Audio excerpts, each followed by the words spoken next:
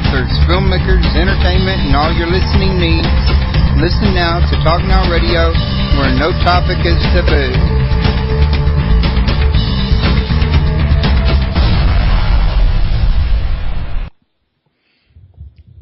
Hello, everyone. Welcome to Talk Now Radio. This is your host, Royce the Redneck Radio Man. And joining me today is supposed to be Sandra Sneed, and we're supposed to talk about her book, What to Do When You're Dead. We seem to have encountered a small problem. I've called her home phone and her cell phone and got an answering machine at both numbers. I'm not certain if she had just stepped away. Perhaps she was on another line and was not able to get to the new line before the voicemail picked it up. So we're going to give her a few minutes and we're going to try it again. I just thought in the meantime I would let everybody know what was going on rather than leave them hanging on to dead air while we try to find out. Also, if you folks want to join me this coming Wednesday, July 17th, my guest will be Nick Redfern. We're going to be talking about Monster Files, his latest book, and what the government knows about Bigfoot and the Loch Ness Monster and other cryptids. And then Saturday, I'm going to have Roy Shepard return, and he's got, well, it's not a book, but he's been working on a new project called Feel Better on Your Own, and he wanted to come tell you folks about this on my show. So I have him scheduled this coming Saturday, not today, for 1 o'clock. So we hope to have you guys listen in for both of those shows. Now, if y'all will give me a moment, I need to inform somebody what's going on.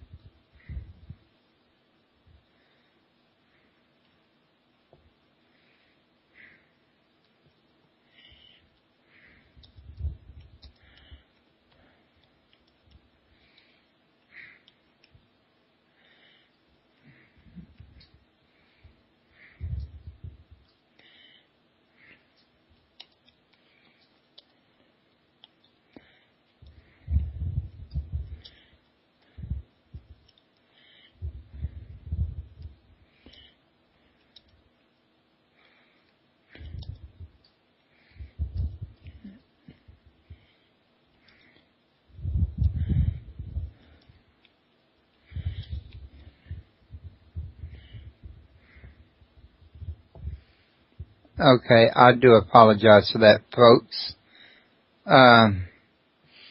Some people wait until the last minute to pop in on the show, and then when they have technical difficulty, they want me to drop the whole show to find out why they can't see the player or whatever the difficulty may be, which kind of puts me on the spot. Once again, let me attempt to reach today's guest.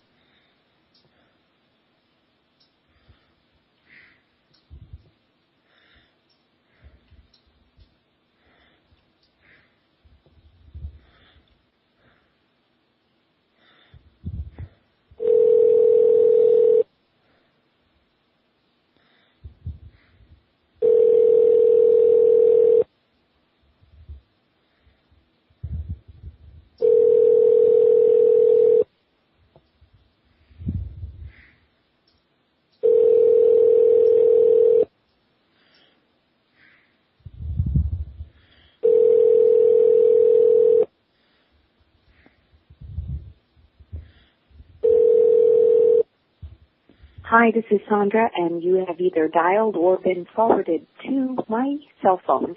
Please leave a message, and I'll get back with you as soon as possible. Thank you. At the tone.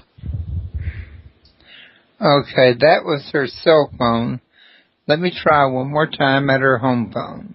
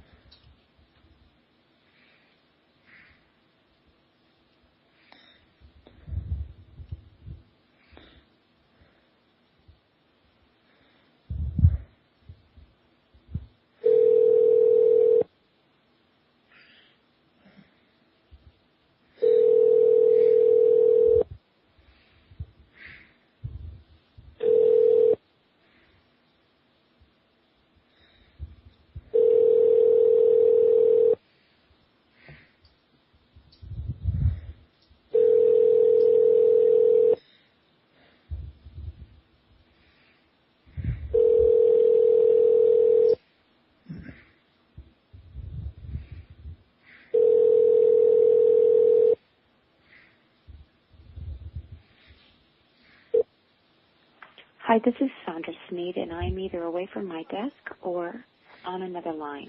Hold it, babe. Message. Your call is important to me. I'll get back with you as soon as possible. Thank you. Record your message at the tone. When you have finished recording, press pound.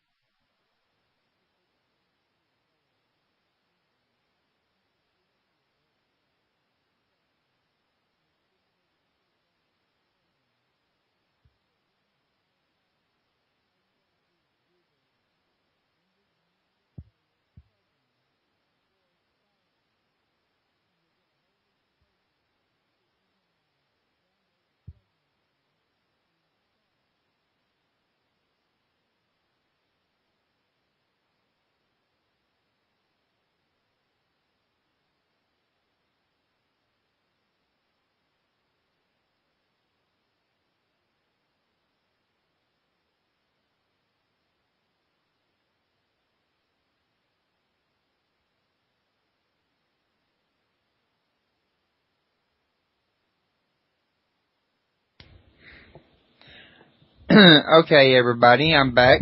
I do apologize for that. In addition to one of the listeners having a little technical difficulty, it appears that I'm having a little trouble getting through to the guests today. And I've had somebody in the chat room volunteer to call in and do a kind of an impromptu show. I have no idea what topic matter he's got in mind. However, if he wants to call in, I guess we can go ahead and give it a try and just play this by ear and see what happens.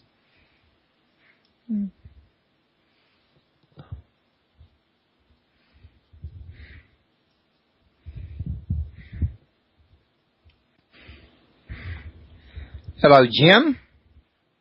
Hi, Russ. You're having a problem getting your guest on the phone. Yeah, that happens from time to time. Can you hold on? I got a caller calling in. Sure. Caller, you're on the air. I was just listening, so I got the player, honey. So you're going to try to listen in through the phone? Yeah. Okay. I might have questions later. Have not got the guest yet. May not get the guest. She seems to be out of pocket. But Jim here has volunteered to call in, and we're going to see what he would like to talk about. Okay. All right, Jim. I take it you got a topic matter in mind? Well, I did write a book in 2006. It's called The Logical Psychic. But one of the things I talk about is I helped John Fuller write The Ghosts of Flight 401. I don't know if you remember that, but in 1973, an Eastern Airlines flight went down in the Florida Everglades. And there was about 100 survivors, but for the next year, I was a crew scheduler with Eastern Airlines. I had ghosts appearing on aircraft of the captain and the flight engineer. And my crews would just walk off the plane. So if they were in the air, they'd put it down as soon as they could. And they would appear full body in uniform, and they would usually had some sort of message that something was going to happen with the plane. So it was a well-documented, real-time problem. I thought maybe somebody would want to talk about that. Okay, well, listen, while you were talking and telling us about it, I went to Amazon and I looked up your book, and I'm putting the link in the chat room right now as we speak. Now, was this book only about this flight, or does it have more scientific experiences in it? I have more stories about, practical things that happened to me.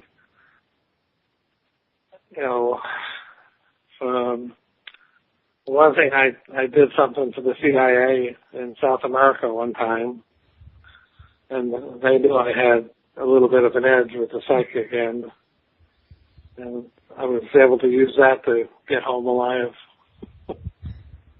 I see. There were a lot of adventures, but the one with 401, on Google's Plus, there's all kinds of sites where people are searching for ghosts and everything.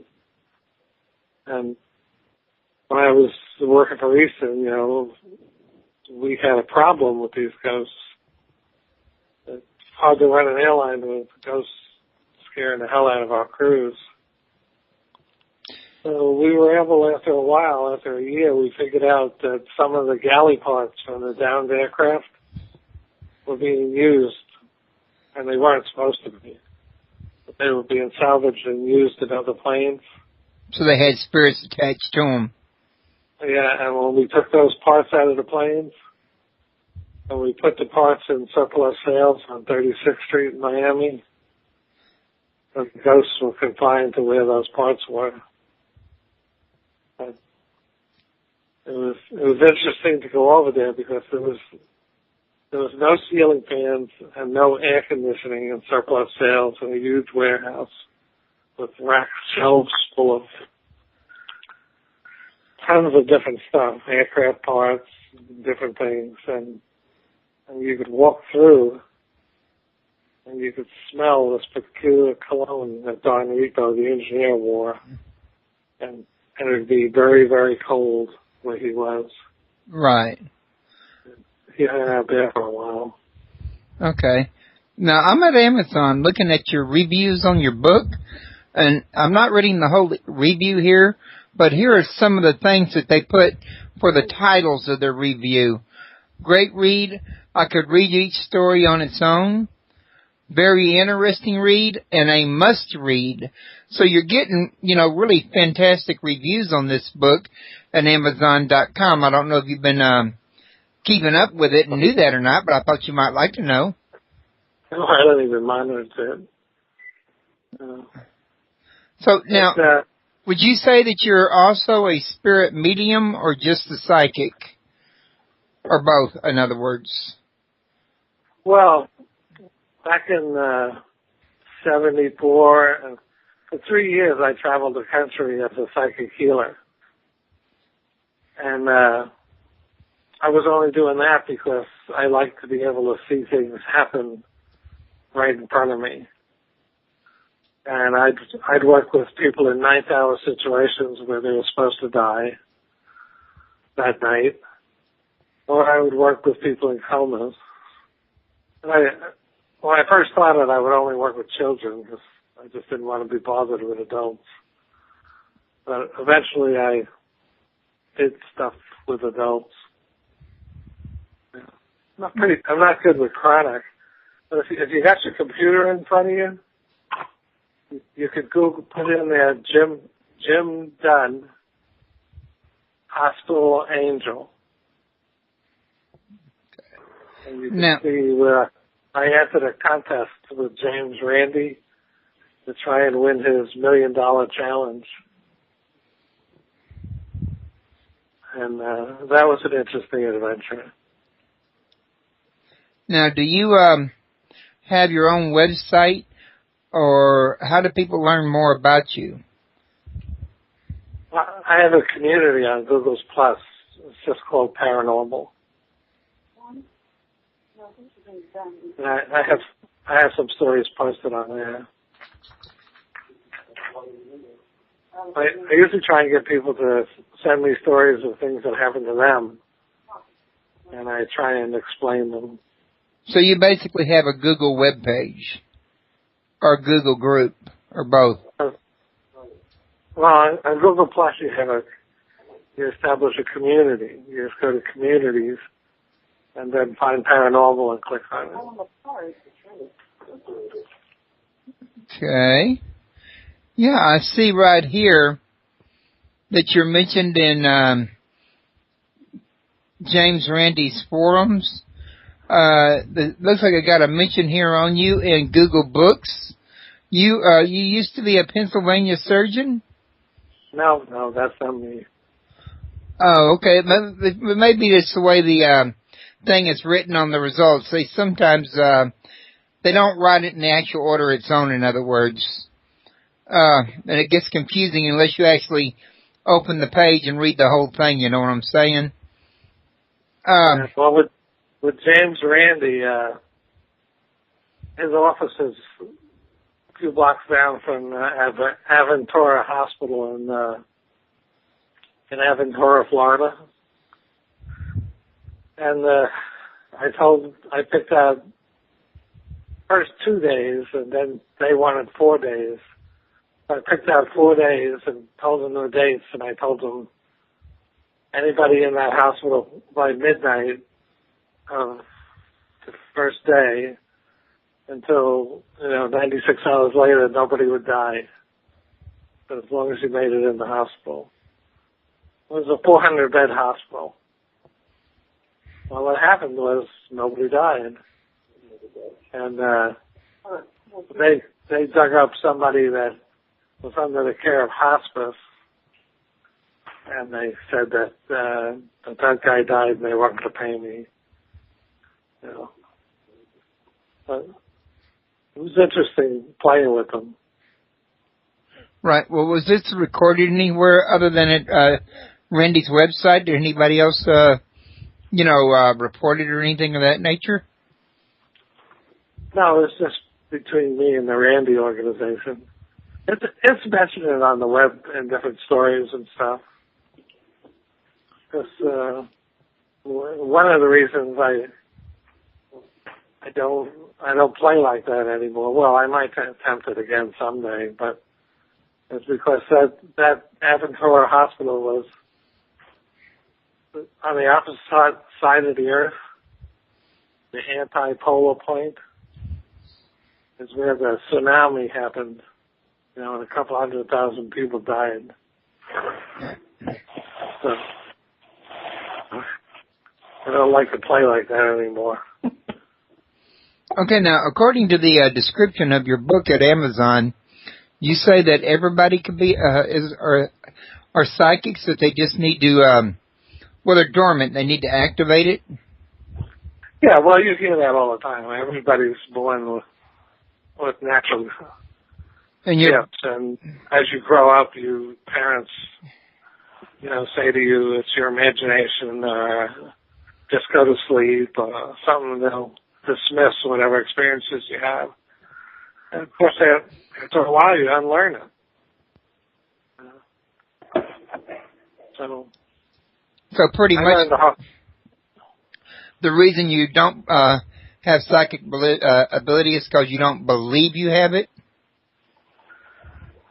That works two ways. There's a lot of people that believe they have it, and they waste a lot of time and don't take care of their families and get into the stuff head over heels and the wrong way about going about things.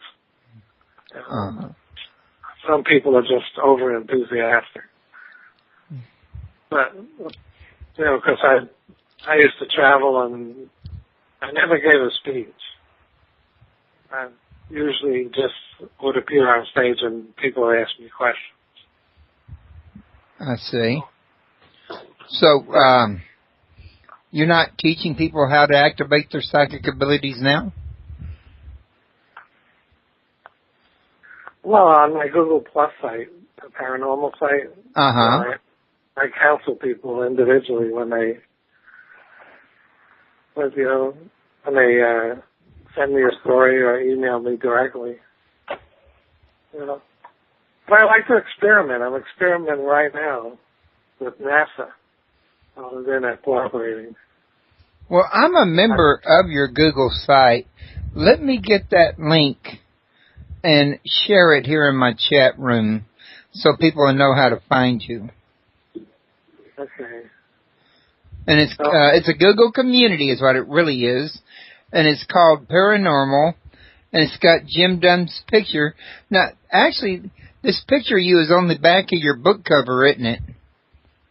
Yep, same picture. No, it's not the same picture. That picture was taken out at an anniversary at a restaurant. It looked like a book cover for me. Okay. I just wearing the same suit, I guess. All right, I got that posted in the chat room so everybody can find it now. And let's see, your community is up to 146 members, and You say you're it's really posting? Huh? It's really more like 1,300. I don't know why it says 146, but when I pull it up, it's like 1,300 people. Who knows? I mean, modern day technology is kind of weird. But you say you're posting messages to this community to help people activate their psychic abilities?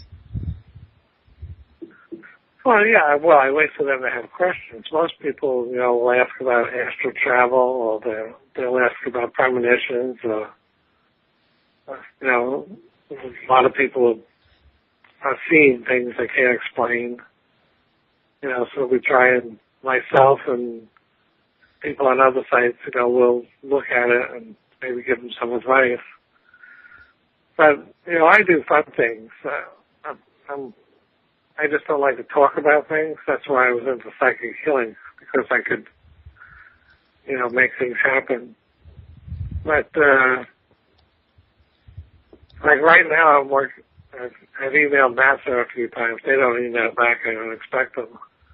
And I'm working on the gyro problem with the Kepler telescope. And they're fixing it to turn it back on soon. And there's 4 gyros on there. 2 of them were working, but when the one failed in 2009, but the 4th one failed recently. And their telescope stopped working. So I emailed them and told them the sequence to restart the gyros. Well, in theory, they shouldn't work because they say the bearings went on it. So, I was unaware that they were not working. Yeah, the Kepler telescopes really outlived its life, but it had 4 gyros on it. You need at least 3 of them to keep it in the stable orbit so they can target where they want to look at it. So when one failed in 2009, they had 3 working, and then one of them failed recently, and that sent the telescope tumbling, so to speak. They had to shut it down. It's in the safe mode right now. But you can Google the Kepler telescope news, to see that at the end of this month they're going to try and fire it back up again. But I had fun playing with them because, in my mind's eye, I took a trip out there to the satellite, and that thing really was tumbling. I have vertigo sometimes. I've had it in the past. It scares me to death. But I literally grabbed a hold of that thing, and it was tumbling all over the place. Well, have you had any experience with extraterrestrials or UFOs? Yeah, of course I've seen the UFOs, and I'm on Facebook with Steve Pierce. So, have you by any chance been in any kind of psychic connection with extraterrestrials? One doesn't know, but let's just say years ago when I was traveling, I think I mentioned it in my book, I was staying in Hollywood, California, and I had occasion to visit some people, and they purported that they were aliens. And I'm spending the night in their house and listening to this guy on the porch communicating with the mothership. And I'm thinking, well, I got to get through the night and get out of here. But anyhow, he came back and said he checked me out and I was okay. I was glad to hear that. But they couldn't have been any nicer. They purportedly were matched together, and they've been living, they were in their 60s. We don't know what's out there. The aliens could have been here for a long time. Well, many of them I hear believe that that we're the intruders, that they were here first. Could be right. I had 2 years ago. I was in a public supermarket. It's a big chain here in Florida, and I was in the parking lot, and I got out of my car and I looked due east towards the Atlantic Ocean, which is about 40 miles from here, and I saw this huge UFO. I mean, monstrous thing. It was behind some thunder cloud system. And I had Polaroid glasses on. And I was so excited, I stopped some people getting out of their car and told them to look up.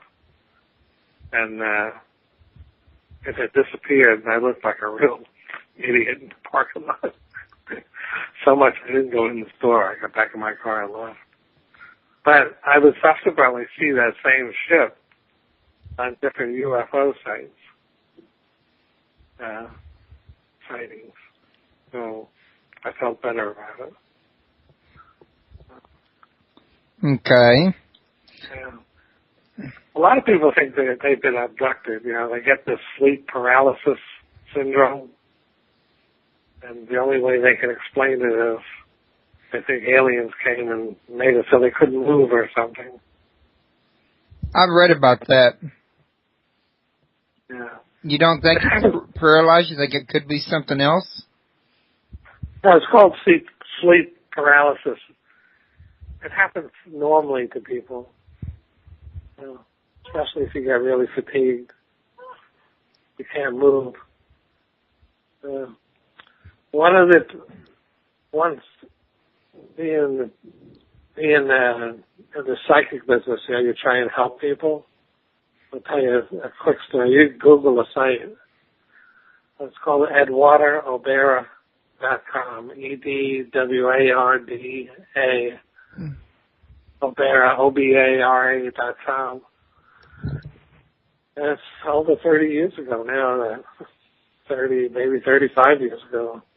I had read about her in the paper, and she's been in a coma for 10 years, a diabetic coma. And I went to the house, and after a newspaper article, I waited a month and contacted the lady, and the house was a mess. The carpet was like mulch. The furniture was a wreck. The place was a disaster. And I visited with the young lady in the coma, and she'd been in it for 10 years. You know, I wanted to see if I could bring her out of the coma. But something worse happened. What's that? I found I couldn't bring her out of the coma, but I could communicate with her. And she literally said to me, you know, I've reached out to you to help my mother. You know. And so 6 months later, within 6 months, I had renovated the whole house. You know, I built a big room on. The room was 8 by 10. I made it 10 by 16. A new roof on the house, new carpet, new furniture, new kitchen appliances. But she couldn't wake up, but she was still a learner there. And she went into the coma when she was 16. She didn't die until she was 56. That's a long time to stay in a vegetative state. It's what you call, we were talking about sleep paralysis, but it's what's called the ninth state of consciousness. And just before you wake up, you open your eyes, you don't move, you open your eyes, and you say, I'm going to count to 3 and get up. And you count to 3, and you can't get up. And you can't talk, and you can't communicate. One of the interesting things is I put a closed-circuit TV in the house so the mother could go to the kitchen and prepare her. She would step through a tube in her stomach and do her stuff in the kitchen and watch her on TV. And we would, she'd been at it for over 10 years at the time when I put the TV system in. But we noticed while we were watching her, when the mother when somebody walked down the hallway towards the room, we saw her eyes closed while we were watching her. But when she'd hear somebody walking down the hallway, she'd open her eyes.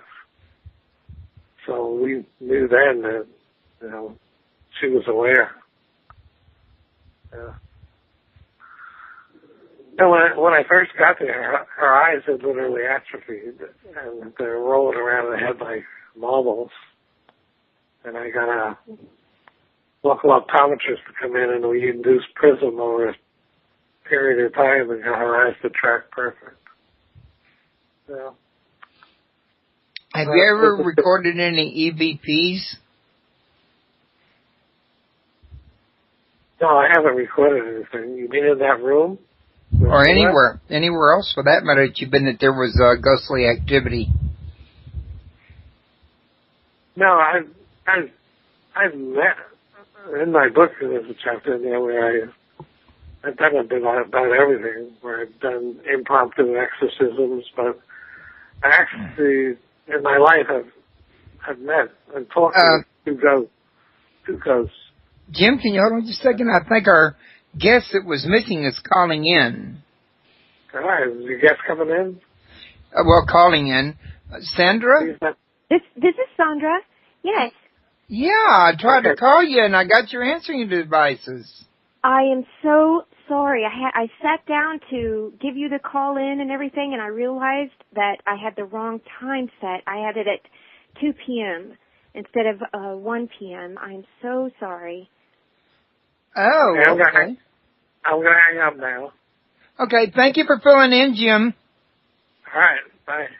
All right, bye-bye. Okay, everybody, it looks like we got the guests back in. Now we've had a cross wire on time zones, which I got to tell you, Sandra, it's the first time I had a cross time zone wire where somebody lives in the same time zone I'm in. I know. I think what I did is typed in I was setting a radio program with you and someone else who's on the East Coast, and I think I may have switched to them, so I better double check on my time on theirs. But that's for later on this evening anyway, so I have plenty of time to fix that one, and I so apologize. Oh, that's okay. I thought maybe you was on another line and couldn't get off or something. But we were just talking about the dead with him, but not exactly in the same way you were. According to him, he's able to perceive spirits. My wife says the same thing. But at any rate, your book here is about what to do when you're dead. And according to you, or according to your website, you've been in touch with the Creator, and you know what we do when we die?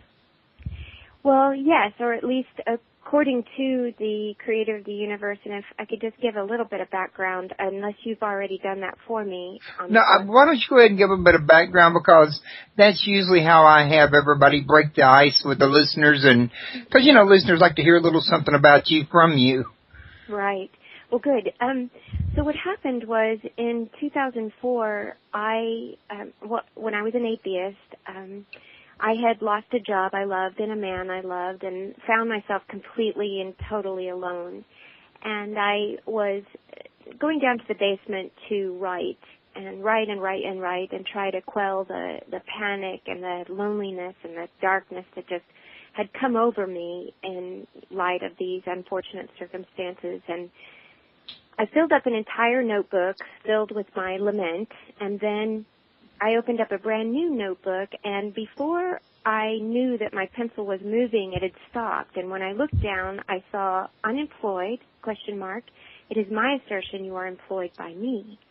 And that's when I realized that something was trying to speak to me through my own notebook. And over the course of a year in solitude, I became very intimately connected to the Creator of the universe. And I filled up 10 spiral notebooks in dialogue with this great being. So about 7 years later, I finally had the courage to come forward with this amazing gift, information, and I sat down to write a book for the rest of the world, and that's what this book is, What to Do When You're Dead. And what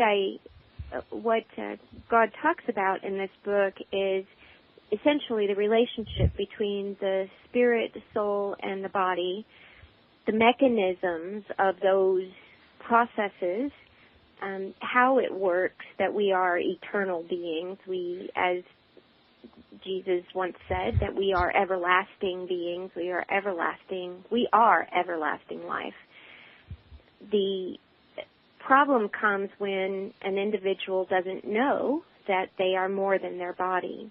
And when they don't know that they're more than their body, they can become terribly confused when the body returns to the earth and nothing is left except for the soul of the individual, and that soul can be very much trapped in the past of the life of that individual that has lived before. And that impression that all you are is that body, that impression becomes an apparition, and that apparition can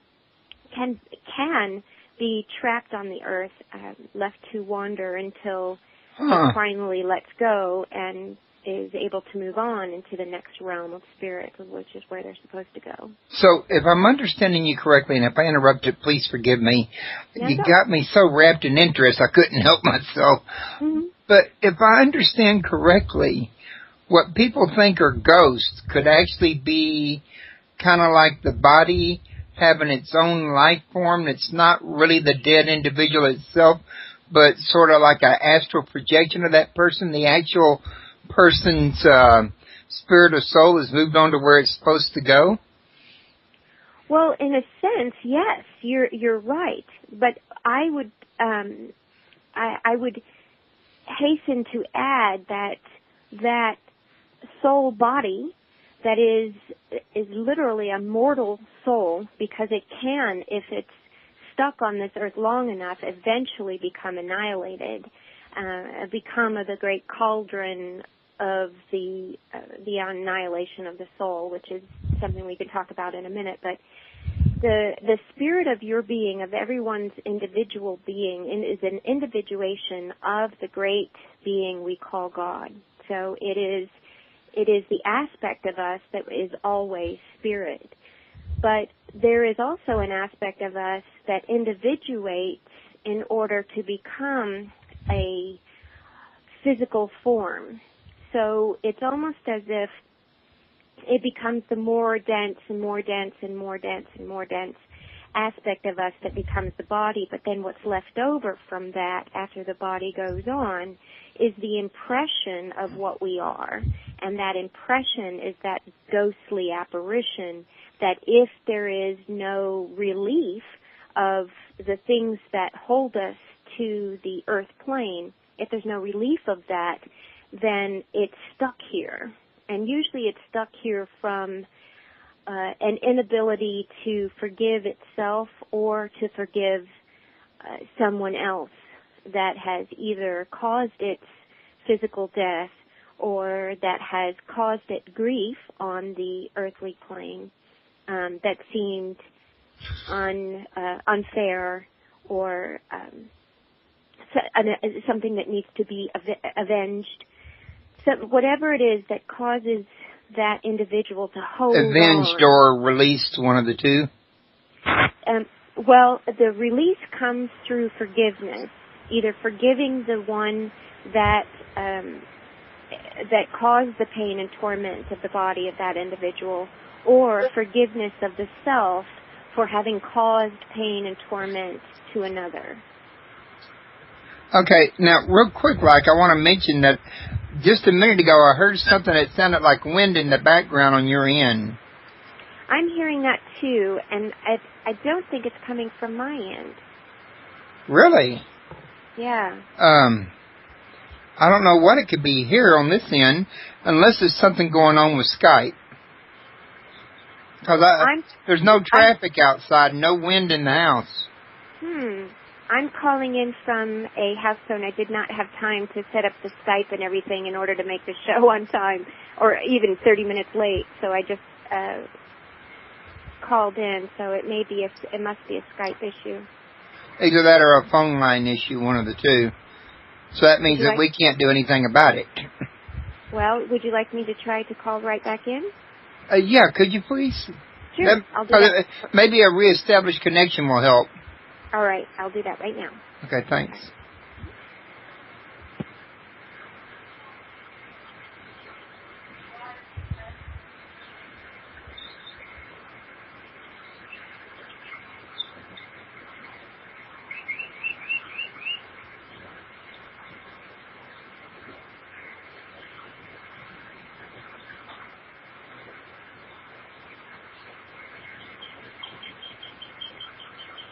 Wait a minute.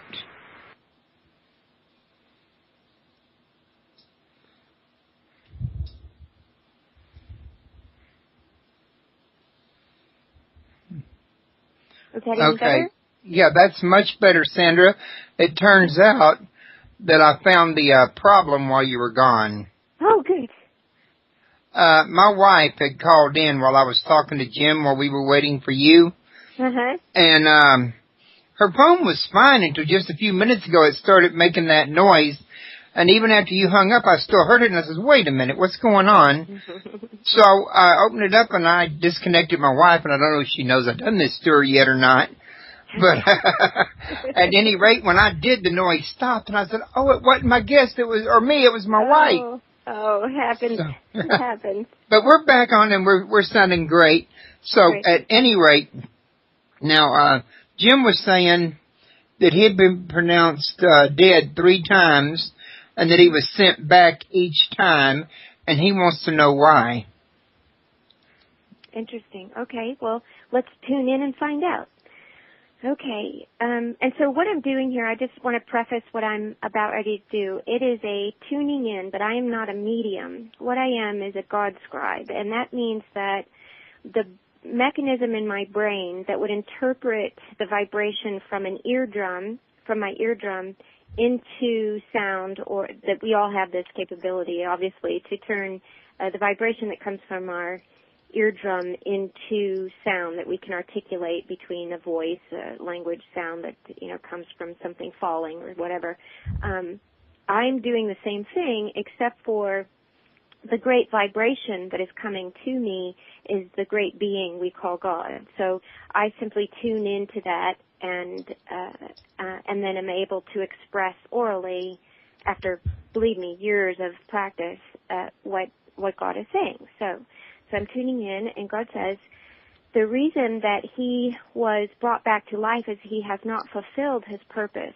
His purpose is to bring to the everlasting nature of his own features a portion of his body that is going to allow himself to have psychic capability. He is far from having perfected his psychic capability because he's constantly suppressing it with the fear that if he allows it to go full blown, then he will no longer be able to distinguish between the living and the dead. So we want to reassure him that he will be able to distinguish the difference. It's simply a matter of understanding the feeling of what is vibrationally dense and what is vibrationally light. That which is light is obviously going to be that which has no body. That which has a body will be that which is more dense, that will have more weight. But it'll be a different type of weight than the weight of, say, a depressed being that has passed on, but is in its mortal soul being. This is the kind of information that the book that Sandra has written will be more beneficial to read from, because it will distinguish between that which is light body, that which is dark body, that which is soul body, and that which is physical body. When these things are distinguished in the mind of a psychic, it's far easier to distinguish between the living and the dead. So, as long as he fulfills his purpose as a psychic, helping those who have passed on, who are attached to this earth, who need to move on into the light, he will be fulfilling his purpose, and he will no longer be brought back into the realm of the living if he dies one more time. Okay. And you'll give me just a moment here. I want to bring my wife back into this conversation because she has a question for you about her dad that passed on. But before we do that, have you finished with Jim's question, or is there something you wanted to add to that?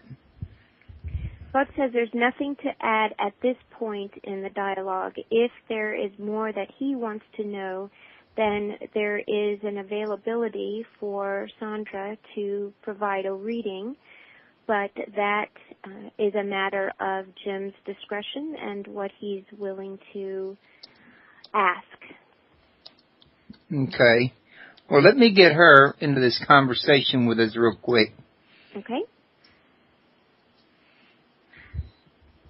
She recently lost her mom and her stepdad, and she's very upset with her stepdad because he did not look before crossing the street, and they got hit with an SUV and killed both of them.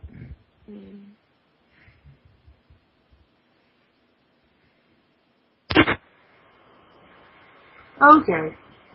Hi. Okay, babe, I can't leave you on this line for long because for some reason there's a background noise in your room. So if you want to hear the show, you're going to have to get the plug-in for the player so that we don't have that background noise interfering with the show. But go ahead and ask your question, and let's get through that. I bet it's the fan. Turn the fan off and see. Hold on just 1 second. I'll be right back.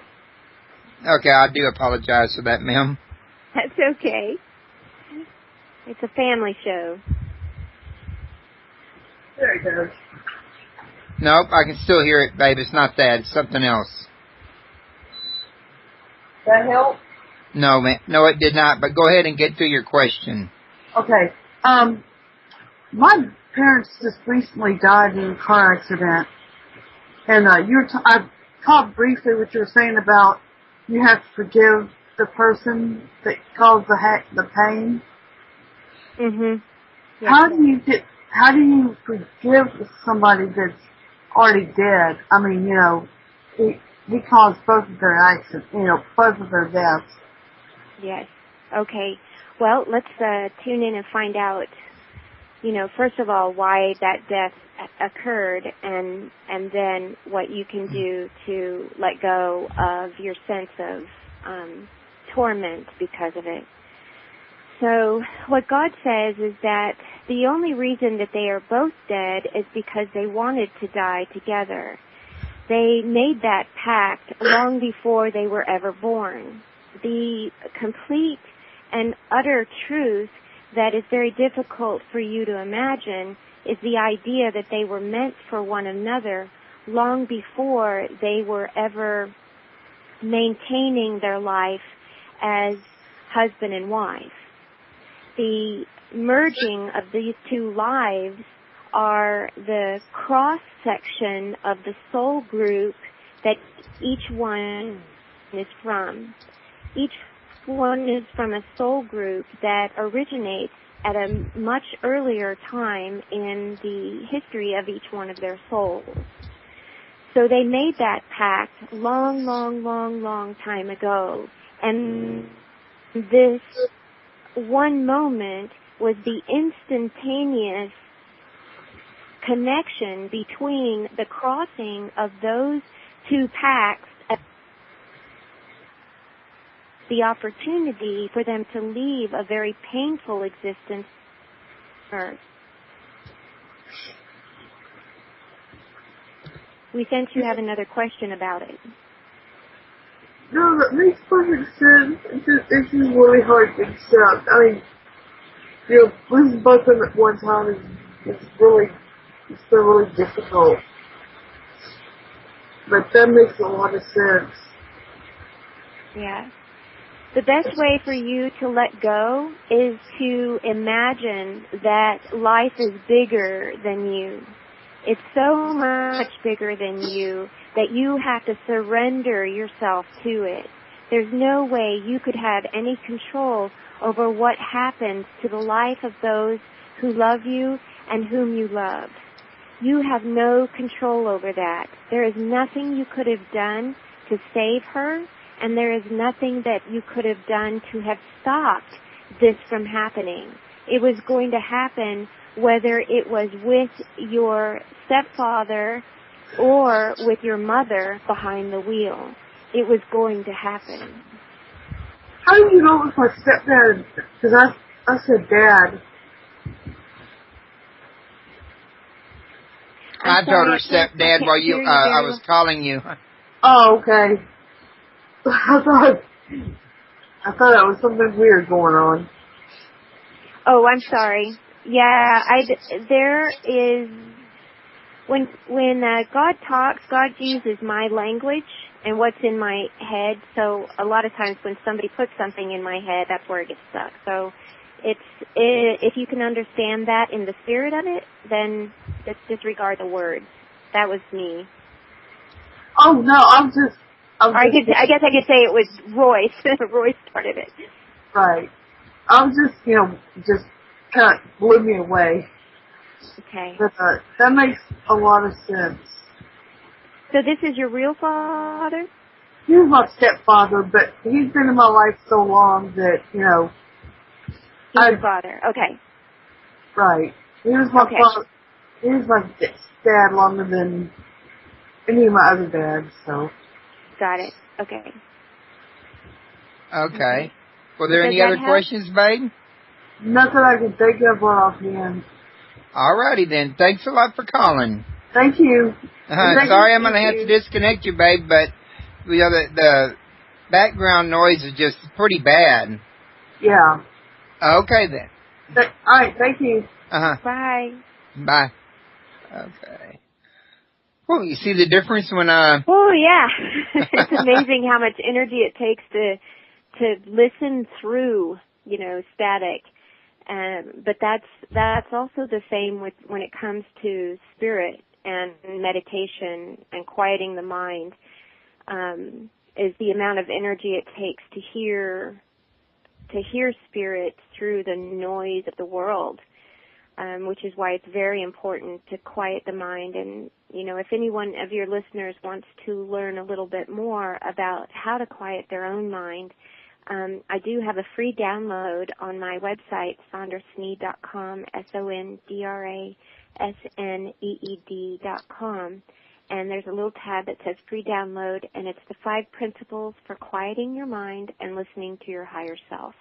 And it's just a primer that will help you to start imagining what it's going to take to build a relationship with your meditative mind, so that you can build a relationship with spirit that allows you to not only hear, feel, and sense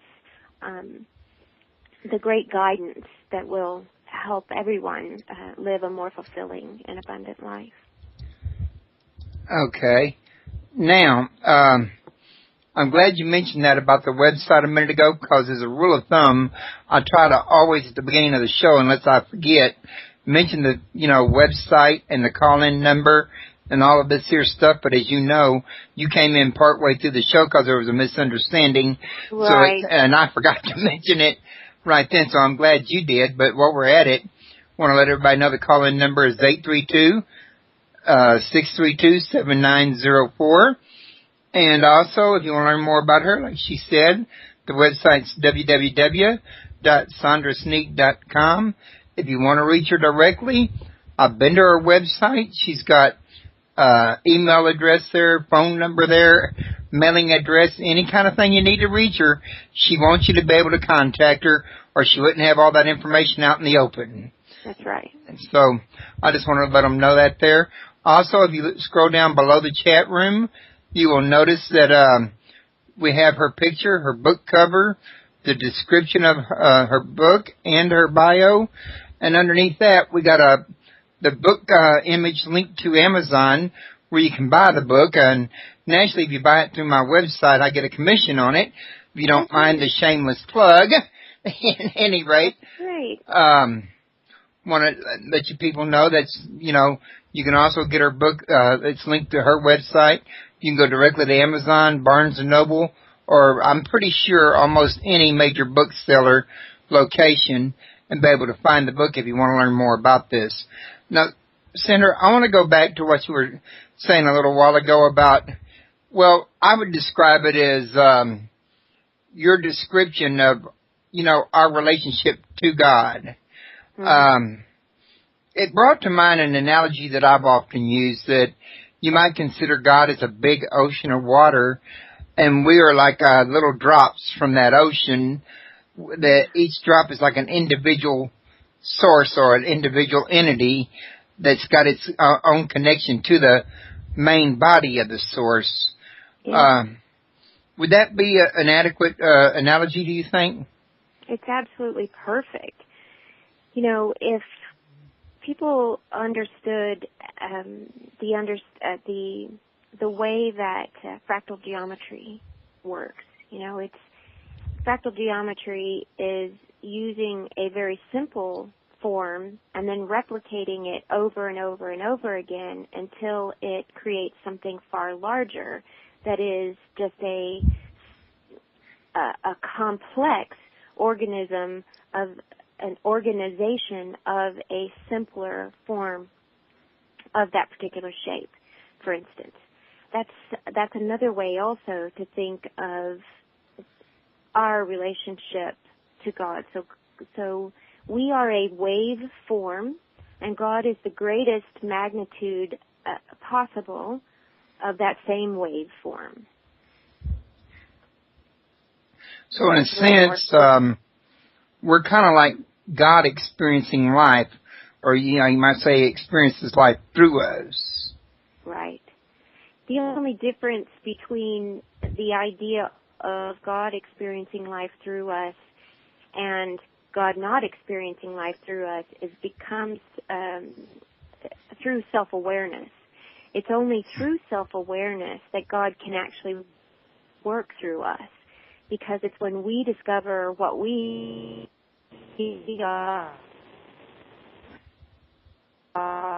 ourselves. So if there is a way that I can explain that for people to really get that, it's a very profound statement. If God is what God makes as God becomes, then God knows what God is through what God knows of God's self. And when we become aware of ourself, then God becomes aware of God's self through us. Is that overcomplex? No, actually it explains the old axiom by Thoth about know yourself. Mm-hmm. Know thyself, yeah. And Jesus was the one who said the kingdom of God is within you. So everything points back to knowing yourself, or knowing your spiritual nature, in other words, in the nature of your soul. Yes, and this is the aspect that Carl Jung also referred to as the undiscovered self. There's a book by Carl Jung called The Undiscovered Self, and he differentiates between that which we think is our personality and that which is the self that is the observer, that is the silent observer from within.